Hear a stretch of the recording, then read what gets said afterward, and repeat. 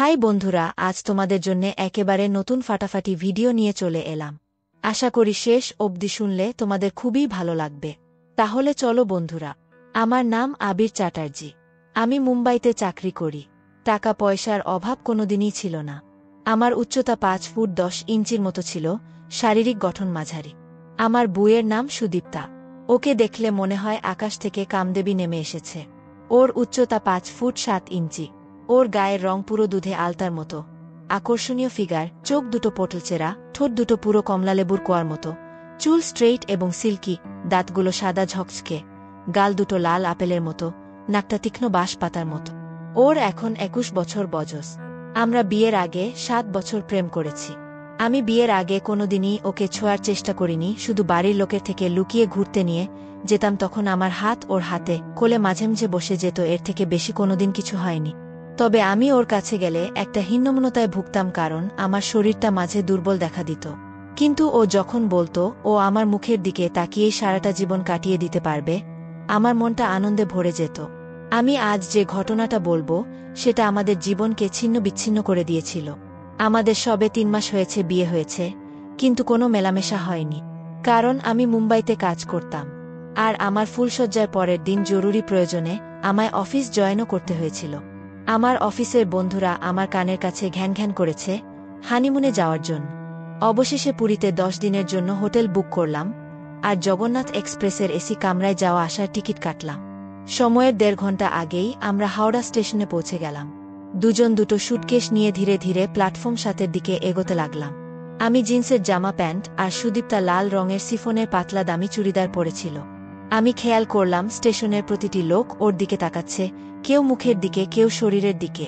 আমি সুদীপ্তাকে আস্তে করে বললাম, কোমর বেশি দুলিও না, সারা স্টেশন তোমার কোমরের দিকে তাকিয়ে আছে, এরপর রাইট লেগে যাবে। সুদীপ্তা লজ্জা পেয়ে হেসে আমার হাতে চড় মেরে বলল, ধোত অসভ্য। আমরা 7 নং প্ল্যাটফর্মে একটা খালি বেঞ্চ দেখে তার উপর বসলাম। সুদীপ্তা আমাকে পুরীর সম্বন্ধে প্রশ্ন করতে লাগল। আধা ঘন্টা পর সুদীপ্তা বলল, আমার মাথাটা ধরেছে, সাথে ঝিমঝিম করছে। আমি বললাম, শরীর বেশি খারাপ লাগলে ফিরে চলো, পরে পুরী ঘুরতে যাব ক্ষণে। সুদীপ্তা বলল, না না, মাঝে মাঝে আমার এমনি হয়, ঘুরে এসে ডাক্তার দেখিয়ে নেব। 10 মিনিট পর প্ল্যাটফর্মে জগন্নাথ এক্সপ্রেস এসে দাঁড়াল।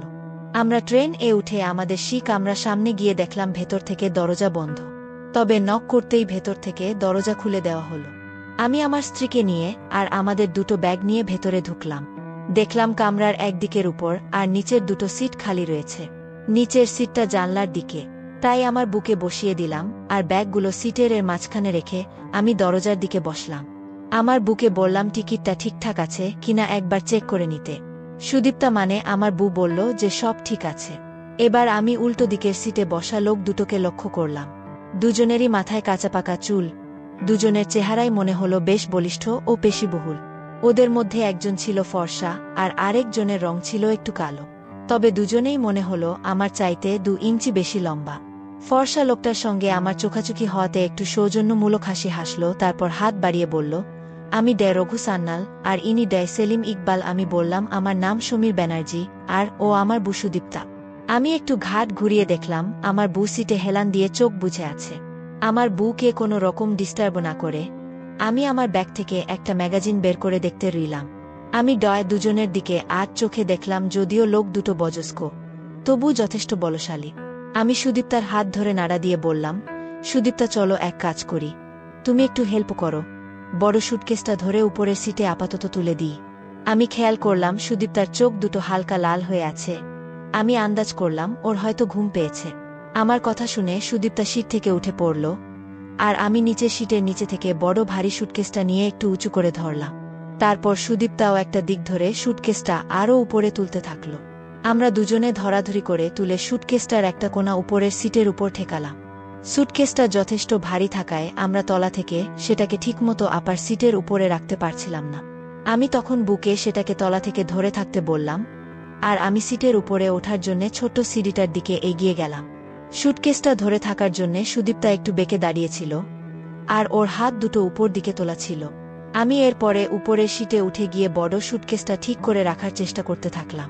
কিন্তু সুদীপ্তার উচ্চতা কম হবার জন্য ঠিকভাবে ও বড় বাক্সটাকে তুলে ধরতে পারছিল না। আমি আমার বুকে বললাম সুটকেসটাকে আরও একটু তুলে ধরতে। তখন সুদীপ্তা আরও একটু ঘুরে গিয়ে ডিঙি মেরে দাঁড়িয়ে সুটকেসটা আরও তুলে ধরতে চেষ্টা করতে গিয়ে পেছন দিকে পড়ে যাচ্ছিল, কিন্তু রঘুবাবু এক হাত পেছনে এক হাত বগলের তলায় দিয়ে সুদীপ্তাকে সাপোর্ট দিলেন, অন্যদিকে সেলিম বাবু এক হাত পিঠে অন্য হাত ব্যাগে দিয়ে ব্যাগটাকে আপার সিটে তুলে দিলে। সুদীপ্তার মনে হলো যেন ওরা দুজন ওর গায়ে পড়ে ব্যথা করে দিয়েছেন আর রঘুবাবু ব্যথা করে দিয়েছেন, কিন্তু সে শিওর হতে পারল না। মুখে ওদের দুজনকে ধন্যবাদ জানালো। আমি সুটকেসটা উপরের সিটের ভেতরের দিকে ঠিক করে রেখে নিচে নেমে এলাম। সুদীপ্তাকেও দেখলাম আবার জানালার ধারে গিয়ে বসেছে। আমি তখনকার মতো নিশ্চিন্ত হয়ে খবর কাগজে মনোনিবেশ করলাম। লোক দুটো আমার বুয়ের দিকে না দেখলেও করিডোর দিয়ে যারাই এদিক ওদিক যাচ্ছিল তারাই উকি দিয়ে আমার বুকে দেখে যাচ্ছিল। আগেই বলেছি যে আমার বু সুন্দরী, তাই তারা যে উকি দিয়ে আমার বু ও তার দিকে দেখছিল সে ব্যাপারে আমি নিশ্চিত ছিলাম। আমি একটু বিরক্ত বোধ করছিলাম আর তাই সেলিমবাবুর দিকে তাকিয়ে বললাম, আগর আপকো কোই পরেশানি না হো তো কেয়া मैं দরজা বন্ধ কর सकता हूं। সেলিম তার উত্তরে হেসে বলল, না না, আপনি অবশ্যই দরজা বন্ধ করতে পারেন, আর আমাদের সঙ্গে হিন্দিতে কথা বলার দরকার নেই। সেলিমের মুখে পরিষ্কার বাংলা শুনে আমি একটু ভ্যাবাচাকা খেয়ে গেলাম, আর সুদীপ্তাও দেখি লোকটার মুখে বাংলা শুনে এদিকে ঘুরে তাকিয়েছে। সেলিম একটু স্মৃদু হেসে প্রথমে সুদীপ্তার দিকে ও তারপর আমার দিকে তাকিয়ে বলল, আমি বাঙালি না হলেও কলকাতাতে পড়াশোনা করার সুবাদে বাংলাটা ভালোই বুঝি, আর ও তো হাওড়া শিবপুরের খাঁটি বাঙালি। এরপর হঠাৎ সুদীপ্তা হাসি মুখ করে বলল, আপনারাও কি আমাদের মতো বেড়াতে যাচ্ছেন নাকি? উত্তরে সেলিম বলল, না না, আমাদের মালদায় একটা ফার্ম আছে যেখানে মানুষের শরীর নিয়ে গবেষণা করা হয়, আমরা সেখানে প্রতি মাসে একবার করে দেখাশোনা করতে যাই। আমি সুদীপ্তার হঠাৎ করে কথা বলায় একটু অবাক হয়ে গেছিলাম, কারণ ও অচেনা লোকের সঙ্গে মানে সে বা তারা যদি পুরুষ হয় তবে ঝট করে কথা বলে না। হয়তো লোক দুটো বয়স্ক বলেই আমার বউ তাড়াতাড়ি সহজে কথা হয়ে গেছিল। এরপর আমাদের চারজনের মানে আমি, আমার বউ, রঘু বাবু আর সেলিম বাবুর মধ্যে নানা বিষয়ে কথা হচ্ছিল। বুঝলাম যে মালদা ফার্ম ছাড়াও মুজাফফরপুরে ওদের কিছু একটা ব্যবসা আছে। আরও জানতে পারলাম যে রঘু বাবুর একটি বিবাহিত মেয়ে আছে, ওনার বছর 3 হলো পত্নী বিযোগ হয়েছে, আর সেলিম বাবু বিয়ে করেননি। প্রথম দিকে আমরা আপনি আজ্ঞে করে কথা বলছিলাম, কিন্তু সহজ হয়ে যাওয়ার পর একসময় রঘু বাবু সুদীপ্তাকে বলল, দেখো বুমা, তোমরা আমাদের থেকে অনেক ছোট, তাই বলছিলাম যে যদি তোমাদের আপনি করে না বলি তবে তোমরা কি কিছু মনে করবে? বলে উনি আরও বললেন যে আমার বউ সুদীপ্তা ওনার বড় মেয়ের থেকেও ছোট। আমরা দুজনেই ওনার এই প্রস্তাবে সম্মতি দিলাম। এমনকি সুদীপ্তা বলল, তাহলে আমিও আপনাদের রঘু কাকু আর সেলিম কাকু বলে ডাকব। তখন সেলিম বাবু বললেন, হ্যাঁ, কোনো সমস্যা নেই আমাদের। আমরা এরপরে চারজনেই ডিনার সেরে নিলাম। বলাই বাহুল্য যে আমরা দুপক্ষেই রাতের খাবার শেয়ার করেছিলাম। আমি লক্ষ্য করছিলাম সুদীপ্তা কথা বলতে বলতে মাঝে মাঝেই ওর চোখটা বন্ধ করে কুঁচকাচ্ছিল। দেখে মনে হচ্ছিল ওর কোথাও ব্যথা বা বেদনা কিছু একটা হচ্ছে। আমি আমার বুকে জিজ্ঞেস করলাম, কি ব্যাপার বলো তো, তোমার কি মাথা ধরেছে? আমার বউ একটু কষ্টে হেসে বলল, আমার সারা শরীর প্রচণ্ড ব্যথা করছে। আমি আমার বউয়ের উদ্দেশ্যে বললাম, তাহলে শোবার আগে একটা পেইন কিলার খেয়ে নেবে। উত্তরে সুদীপ্তা বলল, সে তো নেবই, না হলে ভালো করে ঘুমিয়ে আসবে না। এই সময় হঠাৎ সেলিম বাবু বলে উঠলেন, যদি কিছু মনে না করো তাহলে একটা কথা বলবো বুমা। সেলিম কাকু বলল, না না, মনে করব কেন, আপনি বলুন। তখন সেলিম বাবু বললেন, বুমা, তোমরা কি কোনো রকম যন্ত্রণা হলেই পেইন কিলার খাও? উত্তরে আমি বললাম, হ্যাঁ, কেন বলুন তো। তখন রঘুবাবু বললেন, আসলে কি জানো, ওই পেইন কিলার ওষুধগুলো ব্যথার জায়গায় ইন্টারনাল হ্যামারেজ ঘটিয়ে ব্যথা দূর করে, তাই ওই ধরনের ওষুধ বেশি খেলে পরে সম্মুখ ক্ষতির সম্ভাবনা থেকে যায়। আমার বউ তখন বলল, তাহলে ব্যথা কমাবো কিভাবে? রঘু বাবু বললেন, সাধারণত মাথা ধরে শারীরিক ব্যথা বিভিন্ন কারণে হয়, এর থেকে মৃত্যুও হতে পারে যদি বিষের প্রভাব থাকে। সঠিক ঔষধ খেয়ে ঠিকমতো ফিজিওথেরাপি করে এগুলো সারানো যায়। এরপর সেলিম বাবু বললেন, আসলে আমরা দুজনেই MBBS এর সাথে ফিজিওথেরাপি নিয়েও পড়াশোনা করেছি, আর আমরা দুজনে বেশ কিছুদিন বিভিন্ন সরকারি ও বেসরকারি হাসপাতালে ফিজিওথেরাপিস্টদের ট্রেনিং দিচ্ছি। আর এখন আমরা মুজাফফরপুরে একটা ম্যাসাজ কাম ফিজিওথেরাপি পার্লার চালাচ্ছি গত 2.5 বছর ধরে। এরপর রঘু বাবু যোগ করলেন, আসলে অনেকেই জানে না যে ম্যাসাজ আর ফিজিওথেরাপি করে বহু রোগী সারানো যায়। রঘুবাবু বললেন, তোমার ব্যথাটা আমার ভালো বলে মনে হচ্ছে না, তুমি আমার মেয়ের মতো, আমরা চাই না তোমার কিছু হয়ে যা। ওনার কথায় আমরা দুজনেই ঘাবড়ে গেলাম। আমি সুদীপ্তার দিকে তাকিয়ে বললাম, তুমি একটু চেক করিয়ে না। এবার রঘু বাবু বললেন, আমরা গবেষক, আমাদের চিকিৎসা পদ্ধতি সাধারণ ডাক্তারদের থেকে আলাদা, তোমাদের পছন্দ নাও হতে পারে। ঠিক তখনই কামরার দরজায় নক হলো। আমি দরজা খুলে দিলাম।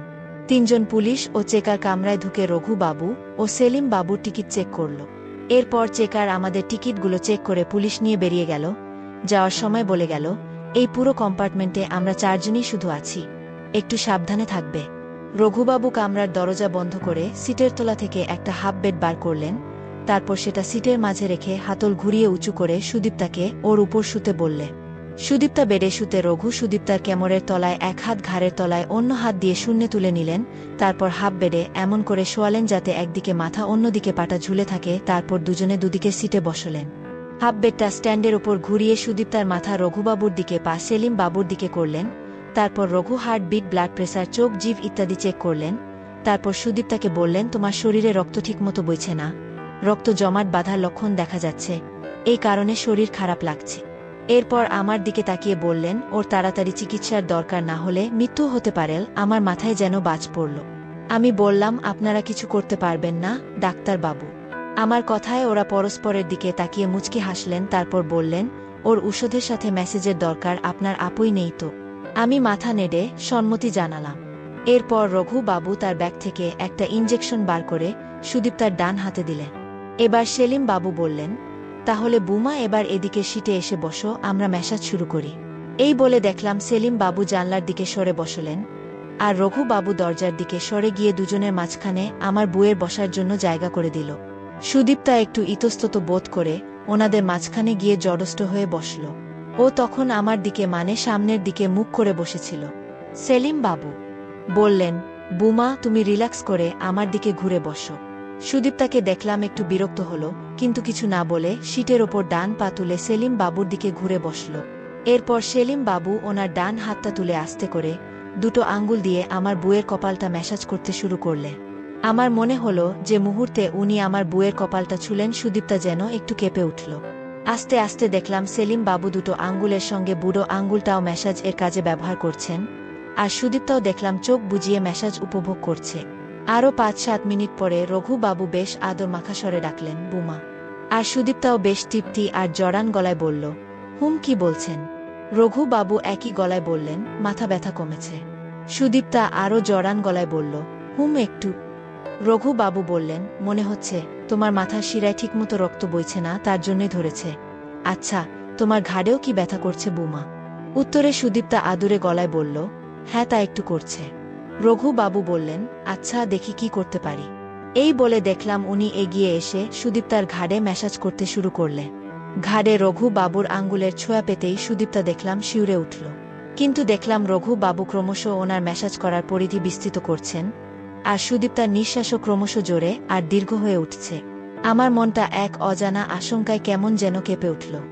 সময়ের সাথে সাথে দেখলাম সুদীপ্তাও বাধ্য বাচ্চার মতো দুটো মাঝবয়সী অনাত্মীয় লোকের মাঝখানে বসে আরাম করে ম্যাসাজ উপভোগ করছে। একটু পরে দেখলাম রঘু বাবু আমার বুয়ের দিকে আরও একটু এগিয়ে এসে হাঁটু গেড়ে সুদীপ্তার পেছনে বসলে। তারপর ওনার দুহাত দিয়ে সুদীপ্তার কাঁধ বরাবর আড়াআড়িভাবে ম্যাসেজ শুরু করলে।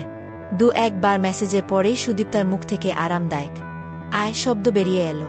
সঙ্গে সঙ্গে রঘু বাবু দুহাত দিয়ে সুদীপ্তার কাঁধে ভর দিয়ে আরও একটু উঁচু হয়ে ওনার মাথাটা আমার বুয়ের মাথার প্রায় ২-৩ ইঞ্চি উপর দিয়ে সামনের দিকে ঝুঁকিয়ে দিয়ে সুদীপ্তার দুকাঁধ আরও জোর দিয়ে ম্যাসাজ করতে লাগলে। এর ফলে দুটো জিনিস হলো, আমি আরও দেখলাম যে আমার বুয়ের মুখে একটা আরাম ও স্বস্তির হাসি। ও চোখ বুজে ম্যাসাজ উপভোগ করতে থাকল। আমি দেখলাম যদিও সেলিম বাবু আমার বুয়ের কপাল ম্যাসাজ করছিলেন, কিন্তু সুদীপ্তার বুকের উপর থেকে ওড়না যত সরে যাচ্ছিল তত ওনার চোখে কামাতুর দৃষ্টি ফুটে উঠছিল। ওনার সুটসুটি দেওয়ার পরিধিও ক্রমশ সুদীপ্তার চোখ নাক ছাড়িয়ে গলার নিচ পর্যন্ত এসে গেছিল। আমি খেয়াল করলাম রঘু বাবু সেই মুহূর্তে ওনার হাতের গতিবিধি থামিয়ে দিয়েছেন। সেই সময় আমার ভয়ে বুকটা হঠাৎ কেঁপে উঠল। সেই সময় আমার মনে হলো যে সুদীপ্তা নিশ্চয়ই তার গায়ে ঠেকে থাকা রঘু বাবুর শক্ত হয়ে যাওয়া হাতটা অনুভব করবে, আর ওই মাঝবয়সী লোক দুটোর নোংরা মনোভাব বুঝতে পেরে খুব খারাপভাবে ওনাদের অপমান করবে। অন্যদিকে সেলিম বাবু দেখলাম ঠিক সেই সময়টায় সুটসুটি দেয়া বন্ধ রেখে শুধু সুদীপ্তার কপাল ম্যাসাজ করছেন, আর দুটো হাতের বুড়ো আঙুল দিয়ে আমার বুয়ের দুরোগের পাশ দিয়ে টেনে কানের পেছন দিক পর্যন্ত নিয়ে যাচ্ছে। একটু পরে দেখলুম আমার সমস্ত আশঙ্কা মিথ্যে করে দিয়ে আমার সতী সাবিত্রী সুদীপ্তা আরও রিল্যাক্স করে নিজের মাথাটা রঘু বাবুর বুকের ওপর হেলিয়ে দিল, আর ওর মুখ থেকে একটা আরামদায়ক হুম শব্দ বেরিয়ে এলো। সুদীপ্তার মুখ থেকে ওই শব্দটা শুনে দেখলাম রঘুবাবু আর সেলিম বাবু দুজনের মুখে চোখেই একটা নোংরা হাসি ফুটে উঠল। প্রতিবারই যখন সেলিম বাবুর হাতের বুড়ো আঙুল সুদীপ্তার কানের পেছনে যাচ্ছিল, ও তখন বড় করে নিঃশ্বাস নিচ্ছিল। আরও একটু পরে শব্দটা সুদীপ্তার মুখ থেকে বারে বারে বেরোতে থাকল। রঘুবাবু বেশ শক্ত হাতে সুদীপ্তার কাঁধ ম্যাসেজ করছিলেন, আর ম্যাসাজের সাথে প্রতিবার ওড়নাটা একটু একটু করে কাঁধ থেকে ফেলছিলেন। পরে সুদীপ্তার মনে হলো আরও আরামে চোখ বোঝা অবস্থায় রঘুবাবুর উপর ওর পুরো শরীরের ম্যাসাজের ভার ছেড়ে দিল। আমি সব হয়ে দেখলাম সেলিম বাবু আস্তে আস্তে ওনার ম্যাসাজের পরিধি আরও বাড়িয়ে ফেলল। কোনোরকম প্রতিবাদ না করে হাসি মুখে ম্যাসাজ উপভোগ করে, নাকি বলবো আদর খেয়ে চলেছে। তবুও সুদীপ্তা রঘুবাবুর ওই রকম অসভ্য আচরণ অনুভব করতে পারেনি, এটা আমার বিশ্বাস হচ্ছিল না। আর আমি সুদীপ্তাকে তখন পর্যন্ত যতটা চিনতাম তাতে রঘুবাবুর বুঝতে পারলে সে তীব্রভাবে প্রতিবাদ করবে বলেই আমার বিশ্বাস ছিল। তাই সুদীপ্তার ওরকম নির্লিপ্তভাবে দুটো মাঝবয়সী লোকের মাঝখানে বসে ম্যাসাজ উপভোগ করাটা আমি মানসিকভাবে ঠিক মেনে নিতে পারছিলাম না। কিন্তু সেই পরিস্থিতিতে কেন জানি না আমি কিছুই বলতে বা করতে পারলাম না। সময়ের সাথে সাথে দেখলাম আর উনি পরম নিশ্চিন্তে আমার বুয়ের পিঠ ম্যাসাজ করে চলেছেন। ওদিকে সেলিম বাবুর দুই হাতের বুড়ো আঙুল তখন মাঝে মাঝেই ম্যাসাজ করার ছলে সুদীপ্তার ছুঁয়ে যাচ্ছিল। আর আমি অবাক হয়ে আমার এতদিনের চেনা বুয়ের সেই অচেনা রূপ দেখছিলাম। আরও একটু পরে সেলিম বাবু বেশ আদর করে সুদীপ্তাকে ডাকলেন, বুমা। আমার বউ আদুরে গলায় উত্তর দিল, হুম, কি বলছেন কাকু? সেলিম বাবু বললেন, বুমা, তোমার মাথার যন্ত্রণা কমেছে। সুদীপ্তা বলল, হ্যাঁ, কমে গেছে। তখন পেছন থেকে সুদীপ্তার পিঠের হাত বোলাতে বোলাতেই রঘু বাবু বললেন, বুমা, তোমার শরীরে আর কোথায় কোথায় ব্যথা করছে? সুদীপ্তা দেখলাম চোখ বুজে রেখেই বলছে, পিঠ আর কাঁধ ব্যথা করছে, কোমরেও ব্যথা করছে, পায়ের উপর দিকের আর নিচের দিকের পেশির দুটো জায়গাতেই ব্যথা রয়েছে। তবে আপনি যে পিঠে আর কাঁধে ম্যাসাজ করে দিচ্ছেন তাতে ব্যথা একটু কমেছে, আর বেশ আরামও লাগছে। সেলিম বাবু সে কথা শুনে হঠাৎ একটু পিছিয়ে বসে চোখের নিমেষে আমার বুয়ের পা দুটো ওনার কোলের উপর তুলে নিলে। সুদীপ্তা লজ্জা পেয়ে বাধা দেবার চেষ্টা করে বলল, এমা, ছিছি, একই করছেন? আমি আপনার থেকে অনেক ছোট, আমার পা আপনার গায়ে লাগলে আমার পাপ হবে। কিন্তু সেলিম বাবু সুদীপ্তার কথায় কর্ণপাত না করে আমার বুয়ের পা দুটো শক্ত করে ধরে পাতা দুটো ম্যাসাজ করতে শুরু করলে। ওদিকে রঘু বাবু তার কাজ অর্থাৎ ম্যাসাজ করার আছিলায় আমার বুয়ের পিঠে চেপে চেপে ম্যাসাজ করতে থাকলে। আমি একটু অন্যমনস্ক হয়ে পড়েছিলাম। হঠাৎ মনে হলো সুদীপ্তা যেন একবার শিউরে উঠল। আমি আমার দৃষ্টি আবার অন্য তিনজন মানে আমার বউ সুদীপ্তা, রঘু বাবু ও সেলিম বাবুর ওপর নিবদ্ধ করলাম। লক্ষ্য করলাম যখনই সেলিম বাবু তার হাতের বুড়ো আঙুল আর তর্জনী দিয়ে আমার বুয়ের কোনো একটা পায়ের গোড়ালির পেছনের লিগামেন্ট এর দুপাশে ম্যাসাজ করছেন, তখনই সুদীপ্তার শরীর কেঁপে উঠছে। ধীরে ধীরে সেলিম বাবু সুদীপ্তার সালোয়ারের পা দুটোকে গুটিয়ে উপরের দিকে তুলে দিতেই আমার বুয়ের ফর্সা পা দুটি দেখতে পেল। ওদিকে রঘুবাবু ততক্ষণে ম্যাসাজের মাঝে কখন যেন সুদীপ্তার ওড়নাটা কাঁধ থেকে নিচে ফেলে দিয়েছেন। আর সুদীপ্তার দিকে অবাক হয়ে দেখলুম সুদীপ্তা, কিন্তু আমার তথাকথিত সতী সাবিত্রী বু সেসব খেয়াল না করে একমনে দুটো অজানা অচেনা আধবুড়ো নোংরা লোকের ম্যাসাজ উপভোগ করে চলেছে। একটু পরেই সুদীপ্তার মুখ থেকে গোমানির মতো শব্দ বের হতে শুরু করল।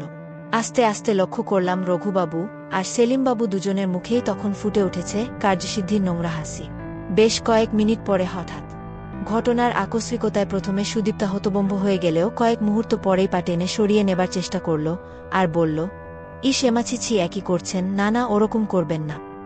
সেলিম বাবু কিন্তু আমার বুয়ের বা পাটা শক্ত করে ধরে রইলেন আর শীতল স্বরে একবার বললেন, দেখো না বুমা, আরও ভালো লাগবে, সাথে রক্ত চলাচলও ঠিক হয়ে যাবে।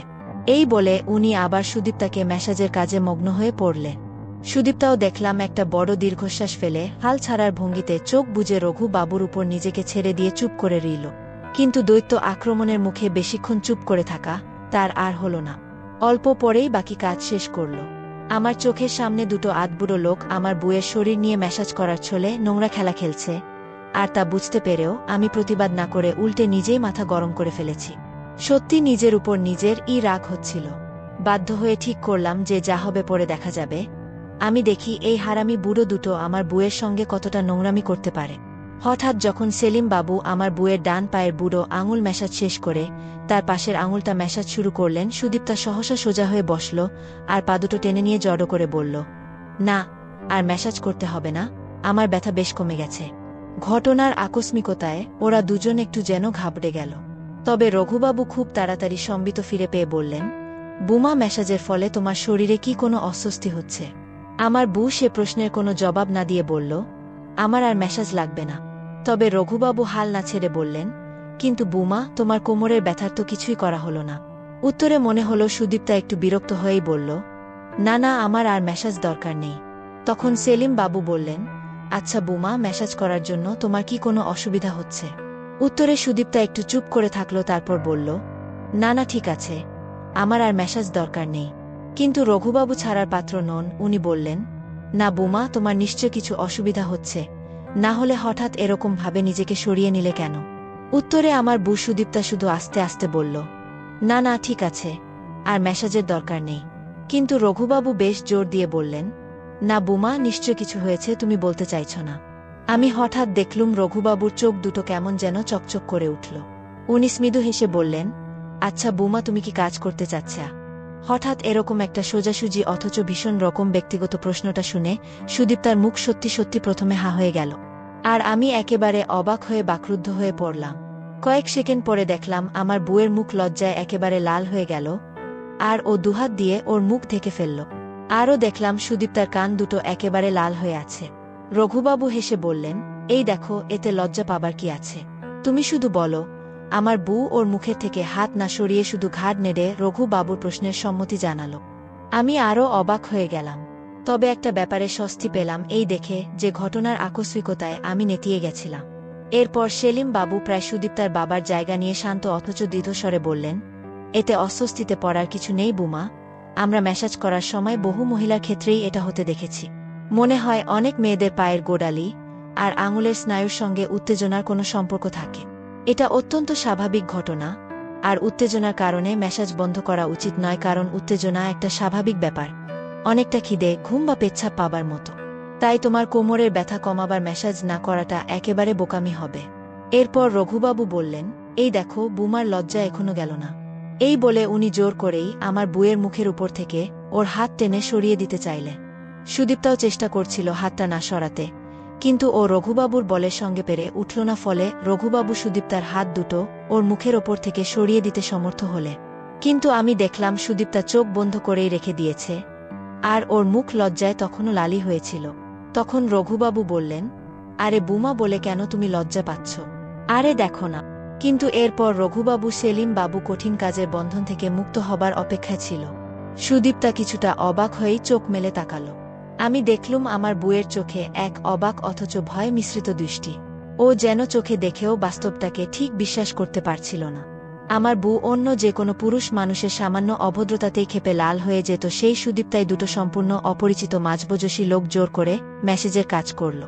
সুদীপ্তা ওই অবস্থায় সেই অবিশ্বাসময় দৃষ্টি নিয়ে আমার দিকে তাকাল, আর আমার মনে হলো ও বোধহয় টের পেয়ে গেল যে ওদের এই নোংরা মেশা। সেই ভেবে আমি কেলানের মতো একটা বোকা হাসি হাসলাম। সুদীপ্তা তাতে মনে হলো বিরক্ত হয়ে ভুরু কুচকে আবার রঘুবাবুর দিকে তাকাল। রঘুবাবু তখন হাসিমুখে বললেন, দেখেছ তো বৌমা, শুধু তুমি একাই নও, আমাদেরও সাথে সবাই কাজ করে, আর এটাই স্বাভাবিক। তখনই কিছু উত্তর না দিয়ে উনি দেখলাম সেলিম বাবুকে কিছু একটা ইশারা করলেন, আর সেলিম বাবু দেখলুম সুদীপ্তার সামনে দাঁড়ানো অবস্থায় দুহাত বাড়িয়ে আমার বুয়ের কাঁধ ম্যাসাজ করতে শুরু করলেন। তবে ওনার ওই ম্যাসাজ করাটা আমার তখন ম্যাসাজের থেকে বেশি কাঁধ টেপা বলেই মনে হচ্ছিল। সেলিম বাবুর হাত দেখলাম বেশ বড় পরিধি নিয়েই সুদীপ্তার কাঁধ রগড়াচ্ছে, কিন্তু সুদীপ্তা দেখলাম সেদিকে কোনো খেয়ালই করছে না। উল্টে আমার বউ আবার আদুরে গলায় আবার বলল, হুম রঘু কাকু, কিছু বললেন না তো? উত্তরে রঘুবাবু বললেন, বলছি কি বুমা, কাজ করবে? হ্যাঁ বলে। আমি রঘুবাবুর সাহস দেখে অবাক হয়ে গেলুম, কিন্তু তারপর আমার বউ এর উত্তর শুনে আমি একেবারে হতবাক হয়ে গেলুম। সুদীপ্তা একটু হেসে বলল, হ্যাঁ হ্যাঁ। আরও একটু পরে দেখলাম আমি আমার বউ এর ওইরকম বেহায়া রূপ দেখে স্তম্ভিত হয়ে গেলাম। আমি সভয়ে আরও লক্ষ্য করলাম রঘুবাবু আমার দিকে চেয়ে মিটিমিটি হাসছেন। ওনার সঙ্গে চোখাচোখি হতে আমাকে ইশারা করলেন সুদীপ্তার দিকে তাকাতে। আমি শরমে মরে যাচ্ছিলাম আমার বউয়ের ওই আচরণ দেখে, কিন্তু আমার প্রায় মরে যেতে ইচ্ছে করছিল। আমি দেখলাম সেলিম বাবু ম্যাসাজ করা বন্ধ রেখে সুদীপ্তার মুখে চোখে একটা কুতকুতে বিশ্রী হাসি নিয়ে আমার দিকে তাকালে। আমি আরও বিড়ম্বনায় পড়ে গেলাম, কিন্তু শত অস্বস্তিতেও ওরা বিশ্রীভাবে তাকিয়ে ইঙ্গিতপূর্ণভাবে দাঁত বের করে নিঃশব্দে হাসতে থাকলে। এই সময় সুদীপ্তাও কাজে আরও জোর দিয়ে উঠল। তখন আমাদের কামরার মধ্যে কেবলমাত্র দুটো শব্দ শোনা যাচ্ছিল। এক হলো ট্রেন ছুটে চলার একঘেয়ে শব্দ, যা এসি ফার্স্ট ক্লাস কামরার মধ্যে থেকে খুব একটা জোরে পাওয়া যাচ্ছিল না, আর এক হলো আমার বউয়ের কাজের শব্দ, যা ক্রমাগত আরও জোরালো হচ্ছিল। বেশ কয়েক মিনিট এইভাবে চলার পর হঠাৎ সুদীপ্তা চমকে উঠে চোখ খুলল এবং ওর হাত দুটো সরিয়ে নিয়ে সোজাসুজি রঘুবাবুদের দিকে তাকাল। রঘুবাবু সুদীপ্তার দৃষ্টির উত্তরে মুখে কিচ্ছুটি না বলে শুধু দুষ্টু হেসে ওনার ভ্রু দুটো তুলে জিজ্ঞাসু দৃষ্টিতে আমার বউয়ের দিকে তাকালে। সুদীপ্তা তার কাজের জন্য খুব লজ্জিত হয়ে পড়ল এবং দুহাত দিয়ে তার মুখ ঢেকে ফেলল। আমি লক্ষ্য করলাম সুদীপ্তার কান দুটো লজ্জায় লাল হয়ে উঠেছে। রঘুবাবু অনেকটা প্রীতি সুলভ গলায় আমার বউয়ের উদ্দেশ্যে বললেন, এই দেখো আবার লজ্জা পায়। বললাম তো এই পরিস্থিতিতে কাজ করা একেবারেই অস্বাভাবিক নয়। আর তাছাড়া কাজ তো আমাদের সবারই হয়েছে, তাই লজ্জা পাবার কোনো কারণ নেই, বললেন সেলিম বাবু। রঘুবাবু এরপর বললেন, বুমা, আমার মনে হয় তুমি কোমরের ব্যথা কমাবার জন্য মাসাজটা আর একবার করিয়ে দেখতে পারতে। সেই কথা শুনে সুদীপ্তা সোজাসুজি আমার দিকে জিজ্ঞাসু দৃষ্টিতে তাকাল। বন্ধুরা, ভিডিওটি ভালো লাগলে লাইক, কমেন্ট, শেয়ার করে চ্যানেলটি সাবস্ক্রাইব করে পাশে থেকো।